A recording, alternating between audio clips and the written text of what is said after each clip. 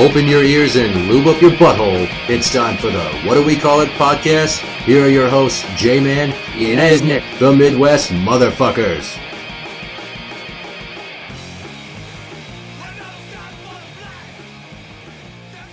Welcome to the What Do We Call It podcast. I'm Jmann, and with me today is Neil. And you'll notice from now on that it will just be me and anybody else, but not Danny, because I'll cut it short and sweet. Danny and I, we don't get along, and we have different creative interests. And I just flat out told him I don't want to work with you anymore. I mean, we haven't recorded together in like 8 weeks now, and he's ill-tempered. And anytime you ask him a question or just kind of try to discuss one of his ideas, it's like he gets really fucking defensive and butthurt about it. And I just cannot work. This is supposed to be fun. So if it's not fun, what is it? Well, then it's work. And what's work? A fucking drag. And that's not how I want to do things. So, I mean, he called me a lot of names when I told him he was out. I'm apparently a stupid bitch. And I snaked the show out from under him. He also wants me to know that he thinks he got me into podcasting and I'm a stupid cunt, but that's a matter of opinion, and it's kind of relative.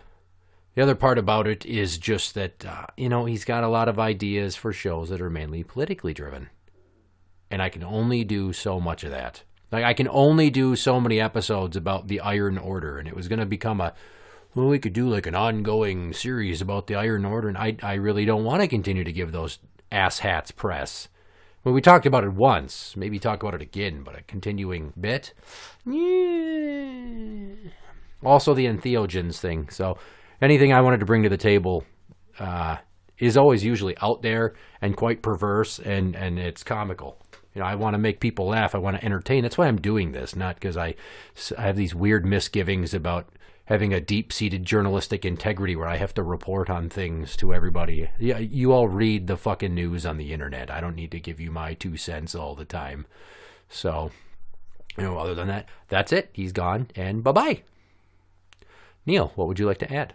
I don't have much to add. Fantastic. I guess the things are going smoothly already. Yep. So what I had to do, basically, because all the equipment was Danny's, is I bought all my own shit, and thank God that it's tax time. That I was able to buy a laptop and mics and screens and stands and cables and the whole fucking 9 yards. So, I don't know, something like a grand total of maybe $700 later. Ta-da! Now I got my own setup. And I don't have to worry about anybody who thinks that poop jokes are stupid or masturbating jokes aren't funny or has some weird, almost like a homophobic mindset where anything remotely gay kind of makes them feel really awkward. And When I polled the majority of the people that I knew that listened to the show via text, and a lot of people really didn't like him or his input.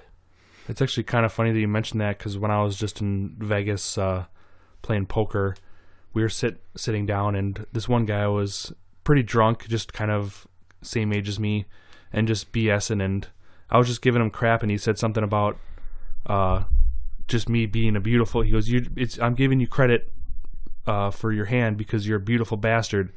And the guy next to him flips out and starts screaming, "Don't bring any of that gay shit over here." He's like, "You can't." He's like, "Don't be telling another man he's beautiful." He's like, I don't believe in that shit." And he just starts flipping out. And me and this other kid, we knew we were joking. It's just, how you just joke around with people, and he took that shit seriously. And it was kind of like I tried to change the subject as soon as possible, because it's like we're there to have fun and play poker, and we had a soft spot. He just starts hammering on the anti-gay sentiment. It was, he took it pretty personal. Like, I don't know why him calling me beautiful bastard, offends him so much that it's, even though he wasn't even in the conversation, it was just really strange. It doesn't even strike me as remotely gay. Like, he's like, "You're beautiful, you bastard." No, he folded his hand, I raised, and then he just folds his hand to me. He goes, "I'm giving you respect because you're a beautiful bastard." And then the guy next to him was like, "Don't be calling another man beautiful." He's like, "I don't believe in that shit." And he was just flipping out. There's somebody that probably masturbates to the Bible. Jesus. I don't know. Or he's got a gay son. Who knows? Either way, it was just really uncomfortable. Actually, there was another story about in Vegas, too, when I was playing blackjack. And usually when you play blackjack in Vegas, you try to have fun with people at the table. That's the only way I have fun playing blackjack. Right. And usually I end up doing way better playing blackjack when you're having fun at the table and everybody's having fun, everybody's winning. And I made the mistake of asking this guy who sat down next to me, just being friendly with him, what the number 23 tattoo on his neck means. Do you know what that means? Is it gang related? No. Well, sort of. 23 is the 23rd letter in the alphabet, which is a W. And apparently it stands for white power. Then he pulled up his sleeve and proceeds to show me a Nazi tattoo. I was just kind of like, at that point, I was just like, whoa, dude, okay. And then, but the weirdest thing about that is he was telling me about how his mother is Hispanic and his dad's white and his dad was part of the Aryan nation or whatever. And then his mom's Hispanic and he's ashamed of that part of him or something. It was the most awkward thing I've ever been in. What? Because they're the mud people? That doesn't make any fucking sense.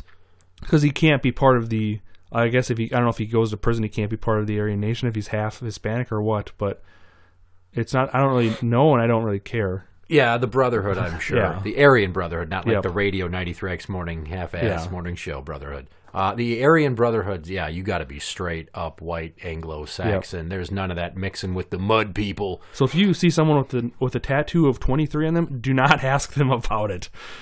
The only other numbered tattoos I could think of is obviously if you see a 13, it's a Latin gang like the Sereños. Okay. But more importantly, like I listen to D. Antwoord, so in South Africa, they talk about the numbers gangs they have. Yeah. There's 26s and 27s and fuck, who knows how many there are because I didn't study that intricately what the prison culture is like in South Africa, but it's nuts. Yeah. Thanks to somebody. Google John Mongrel. I talked about that guy in a ranting once where this guy discusses that he gets himself a new bitch every 3 weeks. Weird. And that when he's done with him or he's bored with him, he just kills him. Nobody can necessarily attest to how much of this is true. This guy's got this weird, almost like folk-like stigma to him where he's been directly or indirectly responsible for hundreds of murders. And the most fucked up thing that guy said was, he's like, when I make love to another man, when I have sex with him, I lay him down and I make him look me in the eye when I do it. Think about that. A wiry, nasty fucking 50-something-year-old, probably AIDS-infected black guy is forcing himself into your anus, and then he's making you have eye contact. You watch. Yeah. So it's more about power for him than anything. Well, and then the interviewer's like, does that make you gay? And he's like, no. He's like, so you're having sex with another man against his will, and you're choosing to have sex with him, but that doesn't make you gay. What does it make the other guy? Makes him a woman. It doesn't. I'm sorry, that makes you a huge gay boy. That you're fucking other men. I get that there's not vaginas available. Especially if you're looking at their face. If that's part of it for him.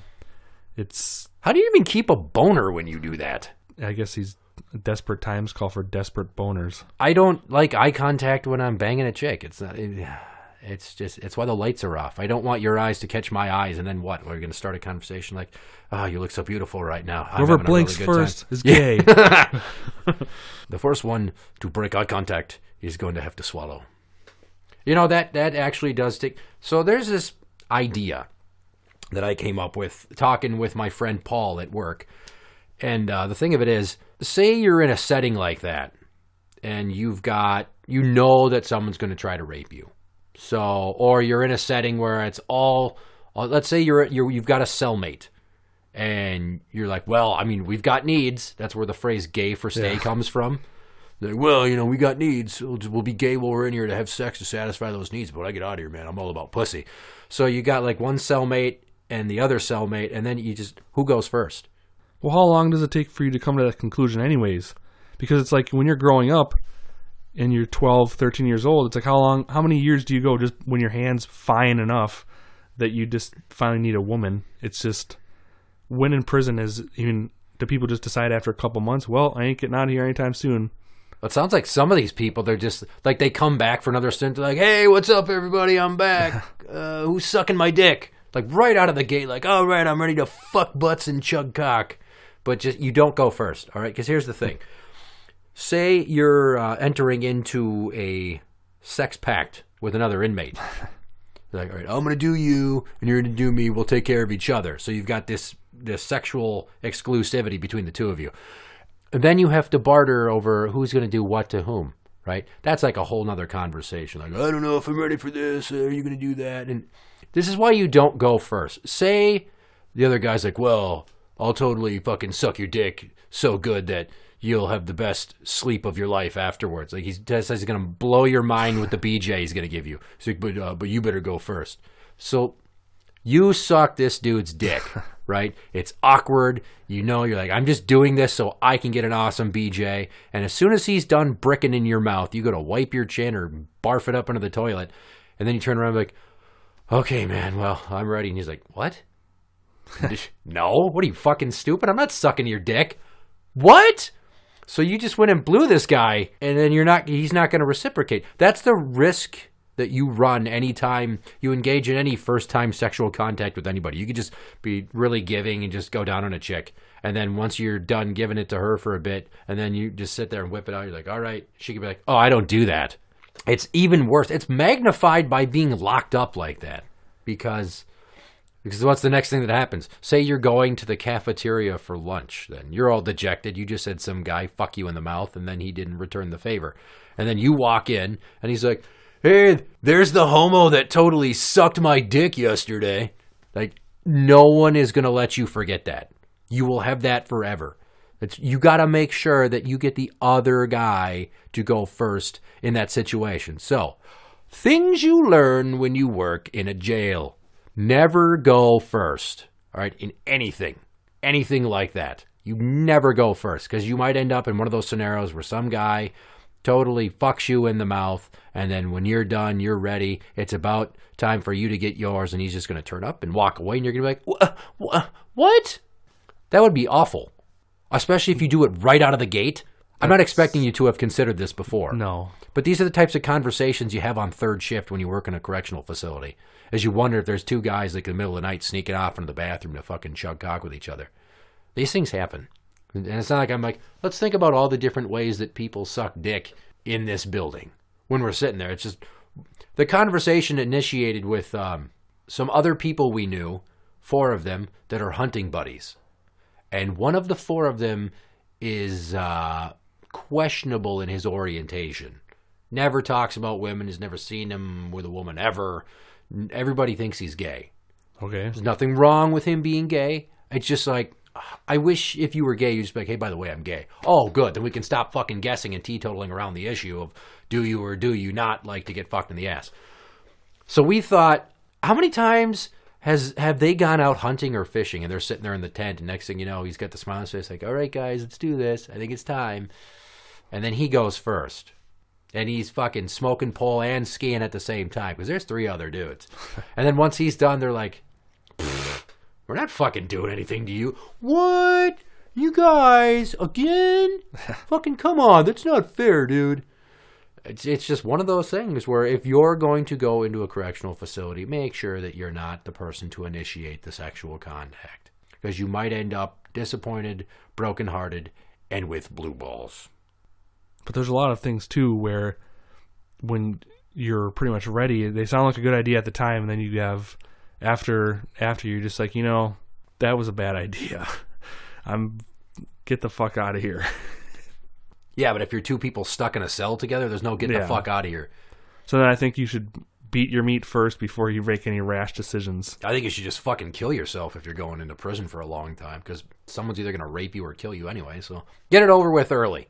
Try to snap your fucking neck, jump off an upper tier and swan dive to the hard concrete floor, wrap a sheet around your neck. I don't fucking know. Do something, but don't be stuck in a cell with another man who could be sex-starved and looking to prey upon you. Completely different note. So last night was my 5-year-old's kindergarten registration. Weird segue. And so obviously I had to go with my ex, and we haven't been in the same room for more than a couple minutes in the last few months for reasons I'm not technically at liberty to talk about. But let's just say that legally we were not supposed to have contact. Okay. And it was not my fault. Hint, hint. Some people know the story, other people can just I'm guessing some sort of alcohol is involved in that story as well. Yes, because we're talking about my ex. Okay. So anyway, so we get in the car and we go to the school and we walk in, and we're walking the girls down the hallway to the cafeteria. We walk in. Here's a table of like 4 people helping you figure out stuff, taking names, and they want a copy of the birth certificate. First chick, super gorgeous. I walked in and I was just like, oh my God, I love you. I want to impregnate you right now. And are you to the point where you look for the ring? Yes, I immediately looked for the ring. Okay. And there was one, and I'm like, yeah, it makes sense, because, wow, yes, you. And then the next lady is like this middle-aged, not very attractive woman. Her attractiveness is neither here nor there. It's the point that it was the point where you hand over the birth certificate copy. Yeah. So I took it out, and I handed it to my ex. I'm like, okay, give that to her. She's like, so you need this copy back, right? I'm like, no, that's the copy. Yeah. Well, yeah, but they said they need a copy of it. So, I mean, if you need that one, I'm like, no. That is the copy right there. They can have that one. Well, don't you? I'm like, no. I started getting super pissed. I'm like, the original is in my car. That is the copy they can keep. I had it made with a copy machine earlier today. Does it make it abundantly clear to you what's going on right now? It's like, oh, right out of the gate there. Her mind is just mush. Kind of a dingbat.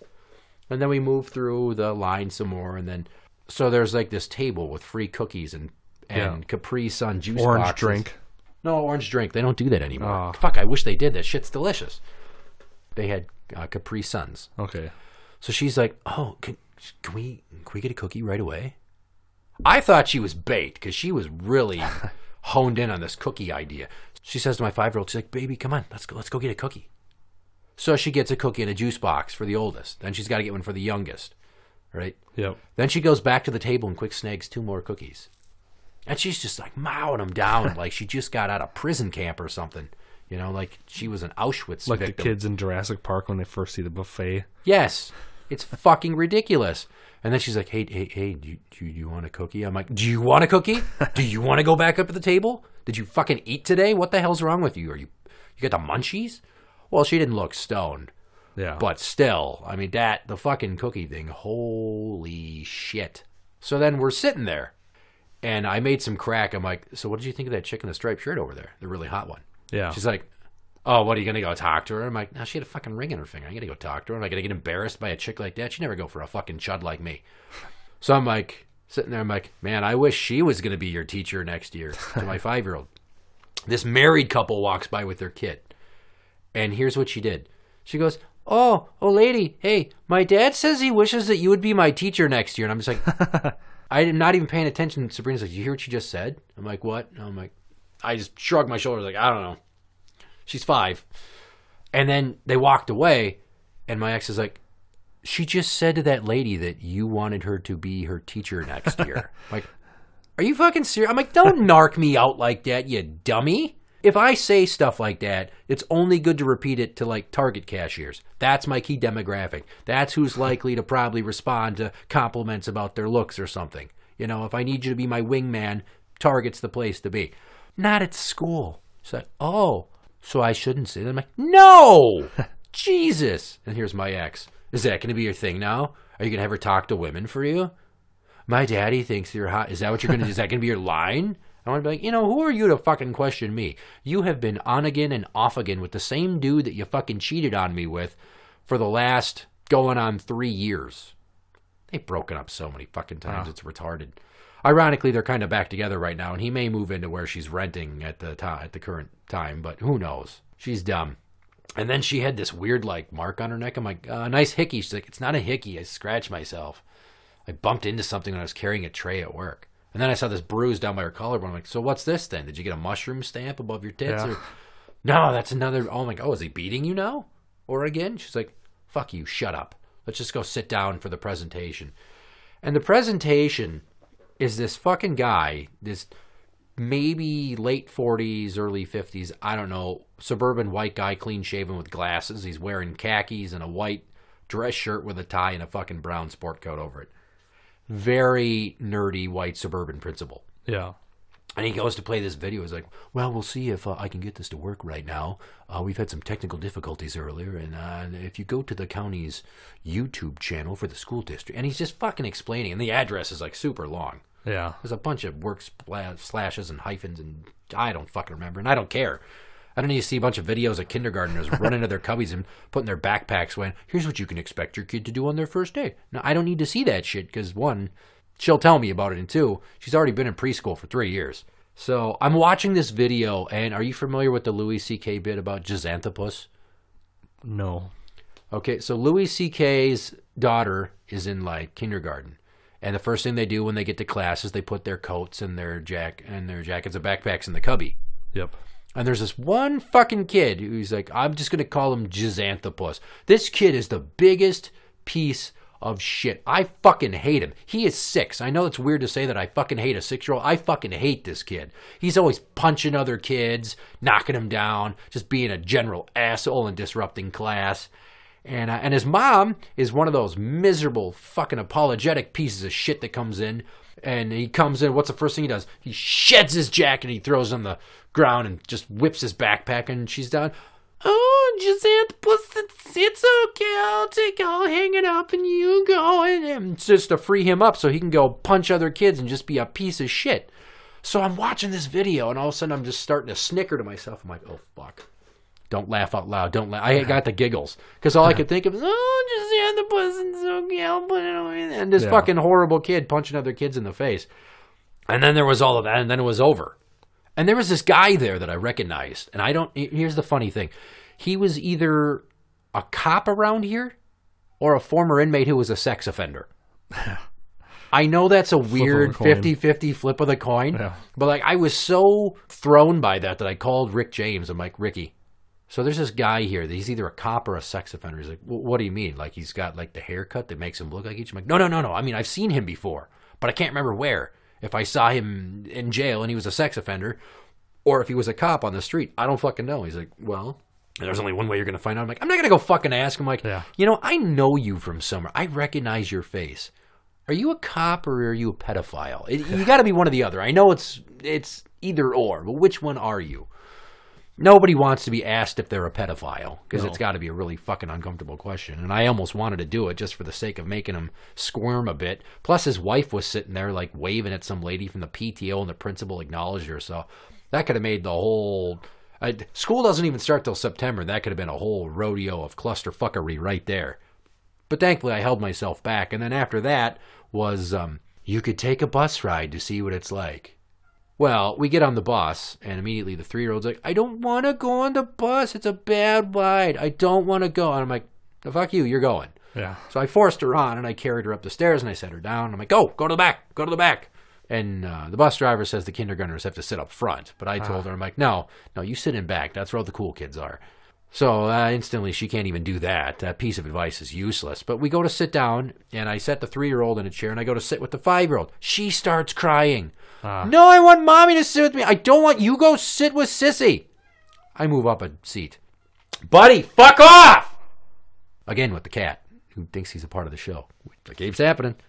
So then I sit down with the 3-year-old, and she starts fucking crying about getting off the bus. So I'm just sitting there for the first 30 seconds, and it's goddamn annoying crybaby misery. I just turn to Mike. I want to point out to you both that you're the only 2 kids that are crying right now. Nobody else is being a goddamn crybaby. So you think you could suck it up a bit and maybe just enjoy the ride? We're going around the block maybe. I don't fucking know, but just stop. Bus driver gives like a 5-minute long fucking speech about the rules. And then we take the ride. And the whole time, there's a little one looking out the window like, it's so bumpy. I don't like it. I don't want to go to school because I don't want to ride the bus. She is, when I talked about on the other show how she's a little bitch, she bullies the shit out of my 5-year-old. She takes things from people all the time. And then when you take it back from her, she cries. Like a puss. I take it your niece and nephew are not like that. Not that I've noticed. They get along pretty well? They still fight, but... She's constantly fucking with the older one. And yeah, she's just, everything is, I don't want to do that. I don't want to be potty trained. I don't want you to take the rails off my bed. I like my crib. I don't want to go here. I don't want to go. I don't like that. I was like, where do you get off with this fucking arrogant, jaded bitchery? You're 3. You should not be this argumentative already. I don't know what it is. So hopefully that kind of clears up, because I don't know. I'm at my wit's end with that shit. Yeah, just kindergarten registration. It wasn't as eventful as I would hoped it would be. We didn't really get to meet any of the teachers. But there was at least one of the kindergarten teachers looks like she's in her mid-20s and was attractive. I'm like, I hope she's your teacher. And I just said to my ex, I'm like, okay, I know this is going to sound really chauvinistic, but I just want you to know that sometime between now and when she graduates high school, my goal is to bang at least one of her teachers. Yeah. She's like, what? Really? I'm like, well, it's kind of like a story. It's like a notch on the belt. It's like a thing. You know, how many dads can say they fucked their kid's teacher? That's just kind of who I am. She's like, well, why don't you do it? Wait until she's a senior, and then you'll make sure she gets good grades that last year before college so she can get a scholarship. I'm like, yeah, but what if her teacher's a guy? Well, what if you're fucking the teacher to ensure she's getting good grades? If she's on that borderline.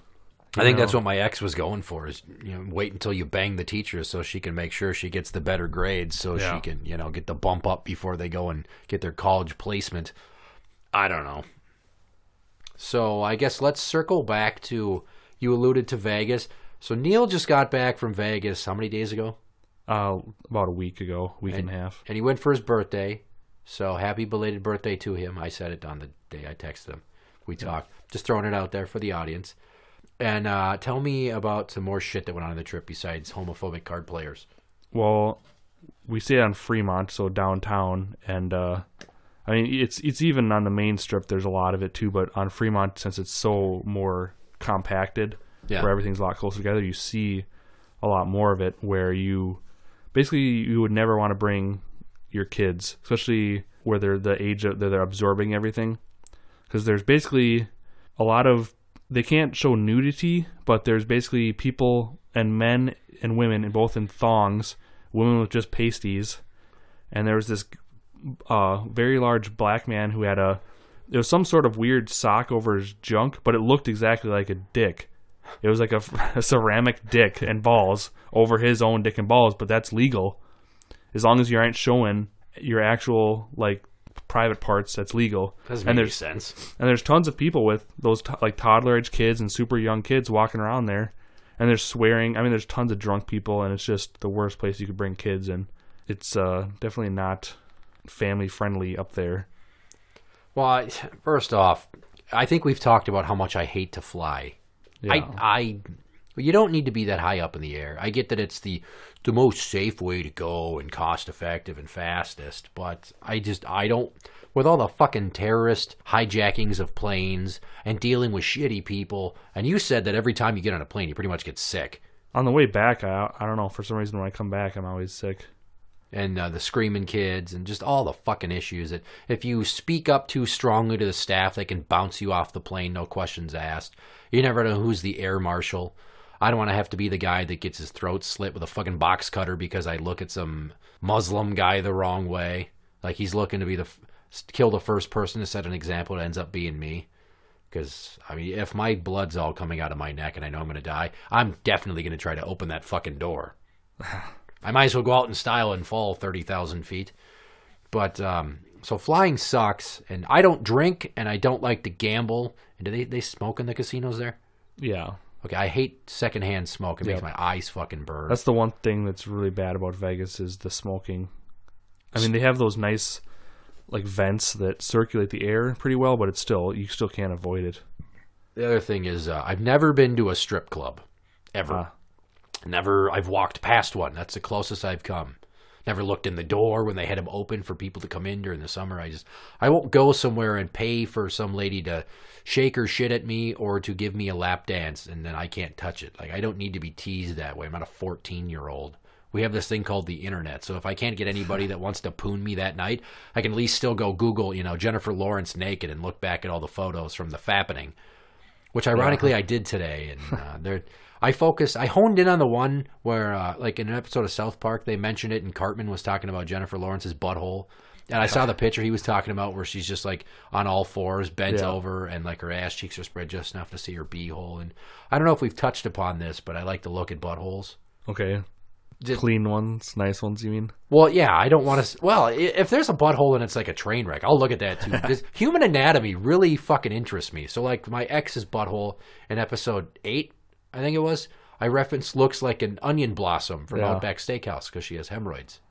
I've looked at multiple chicks' buttholes when I'm doing them doggy. That's the time to do it. If you've never looked at a girl's butthole when you're doing her, get her doggy style, and then when she's bending over, you kind of just pretend to spread her cheeks enough to see where you're going, and you'll get a nice view of her asshole, and she'll think you're just looking for a pussy, and then you can accomplish what you want to accomplish without getting busted for it.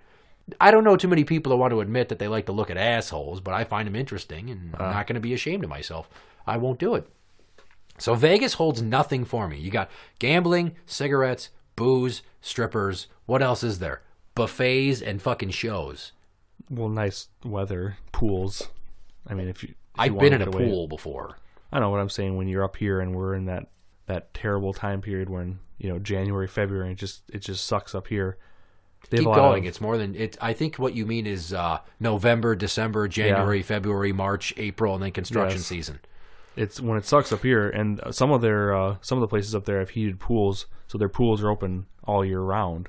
Well, that's cool. So, I can just go. There's like a hotel around here where you can pay $3 to use the pool. Yeah. So, like anything you can do in Vegas that I'm into, you can do around here, with the exception of maybe going to like watch Pauly D from Jersey Shore DJ a giant fucking rave. That's about it. But there's you go down to the warehouse district and find somebody fucking rolling on Molly on a corner somewhere that'll tell you where the party's at. I don't think I could go there, even for like the Siegfried and Roy show or the Britney Spears show. What other shows were going on? I mean, we saw Jabberwockies a couple years back. I'm sorry, your what hurts? The Jabberwockies. What the fuck is that? They're those dance crew who wear the white face masks. Oh. They were on like that America's Best Dance Crew show. I gotcha. They were pretty good. And no Thunder from Down Under? Nope. Which, the funny thing about that is there's a couple casinos that are known as the family-friendly casinos. Yeah. And one is Circus because you can bring trailers and stuff there and RVs. So in most other places you cannot park RVs there, but Circus allows it because they're a little north of the Strip. Right. And the other one is Excalibur because I think they have really low rates. They have a big arcade for kids and everything. But the funny thing is we went down there by the arcade, and the Thunder from Down Under entrance is right by the arcade. It's freaking hilarious. Nice. Buff dudes and Speedos. Welcome to Vegas, kids. Ah, Jesus. Well, your birthday is 2 days before my mom's birthday. Yeah. So normally I don't... This is going to make me sound like a cheap ass, even though I'm thrifty. I don't buy greeting cards. I think it's a waste of fucking money. Okay. When I could just say it, or I could make a card. Yeah. I could put some effort into making a card, and I try to be witty with them. Well, you don't have to spend a $5 on a Hallmark one. The dollar store actually has a ton of greeting cards for $1 each. Yeah, but if I go to the dollar store, I'm going to lose track of time and end up standing there at the sunglass rack trying to pick out some new shades because I only buy dollar sunglasses because they're going to break or get lost anyway. So I thought they were coming back from Florida. They've been gone for 3 weeks. I'm like, all right, I got a bunch of dishes in the sink like Tupperware. I hand washed all that shit. Yeah. I vacuumed the whole fucking upper 3 levels of the house. Yep. And I tidied the bathrooms. Made sure everything was awesome. And they come home, and she walks through the house, and then she goes into the upstairs spare bedroom that used to be my room. Yep. And there's the old wooden rocking horse my old man had made me. I had set it on the bed while I vacuum. She doesn't notice anything else, but then she's like, why is this on the bed? I'm like, are you fucking serious? Well, I don't want you setting shit on the bed. I'm like, time out, fuckface. I know it's your birthday and you think that you don't have to be nice to anybody today, but I just want to let you know that the reason that's up there is because I vacuumed your whole fucking house for you. To be nice for your birthday. I cleaned. And I made sure I got the kitchen and the bathrooms and the foyer. I fucking vacuumed everything. I did all the dishes in the sink by hand. I made sure there was no goddamn food garbage in there for the 3 weeks you were gone. I held down the fort for 3 weeks. So pardon me for leaving one piece of furniture on top of another piece of furniture. And the 5 seconds it took you to set it back down on the carpet. It's been there for like maybe 2 hours. Do you think you could maybe just not be a dick about it? And she's like, why would you vacuum? I'm like, oh, God damn it. Seriously? I'm like, I vacuumed to be nice because the house probably needed it. It might have been dusty. You know, I've been eating whatever isn't nailed down around here and using up all your toilet paper and binge watching whatever I can on. But yeah, so they were gone. And then like, so what? Her birthday's the 28th. Their anniversary's the next day, the 29th, okay. Which I think is a good move by my dad so he can never forget their anniversary. Yeah. Unless he forgets her birthday, in which case he's double fucked. So she's like, God, can you believe your dad and I have been together for 36 years? I wanted to be like, No, I can't imagine why anybody would want to be with somebody for 3.5 fucking decades. I get bored with the vagina after about 2 years. And he's still with you. And you don't like to kiss open mouth or with tongues. You've made that abundantly clear. You find that gross. So I'm guessing all that fun, kinky shit that usually keeps a man around with your kind of attitude, you're not really into. So, no, I can't believe it. Holy shit. 36 fucking years. And I'm just like, well, I just want you to know that that's your anniversary. And I don't care. I get, she's like, really? Well, that's not nice. I'm like, well, what am I going to fucking do? Buy you an anniversary card? Hooray, you're still married. I haven't wanted him to be married for like 20 years. I thought they should have got a divorce forever ago. And I tell that story about the one time she's like, your dad and I are getting a divorce. I'm just like, fuck you. And then I walked away and I came back 5 minutes later. I'm like, why? What happened now? He just talks to me so horribly. She will berate a person. And you can attest to this. Once she starts going, she does not stop. No. For a long time. You can leave the room. Yeah. You can leave the floor. You can leave the premises and come back 10 minutes later and she doesn't realize you're gone and she's still pissing and moaning about it. She'll just pick up right where she left off in your own mind. So that 3 weeks that they're gone every March is fucking glorious for me. My stress level's like way down. So you couple that they were gone for 3 weeks with the fact that my ex couldn't communicate with me. Yeah. It was almost like I had died and gone to somewhere that was a lot less shittier than where I live. I won't say heaven because atheist, hello. So it was like being at purgatory and there's an open buffet and a water slide. That's what it's like when they're gone. But that's over now and it's back to reality. And so I think that's where we're going to wrap up this episode. I will throw out some shout outs here. Shout out to number one fan Tim. Shout out to Ashley. Shout outs to Dickface and Aaron who had birthdays. So, due to the schism with Danny, I am the sole proprietor of the YouTube channel because the title of the show is my idea. I own this intellectual property. However, the Facebook group he started, so he wouldn't give it up. So I had to restart it. So if you are a member of the old Facebook group, please quit. And then find the new group under the same name, What Do We Call It Podcast, over the address is now facebook.com/groups/What Do We Call It Podcast show. For the What Do We Call It Podcast, I'm Jmann. And Neil. And that's the end.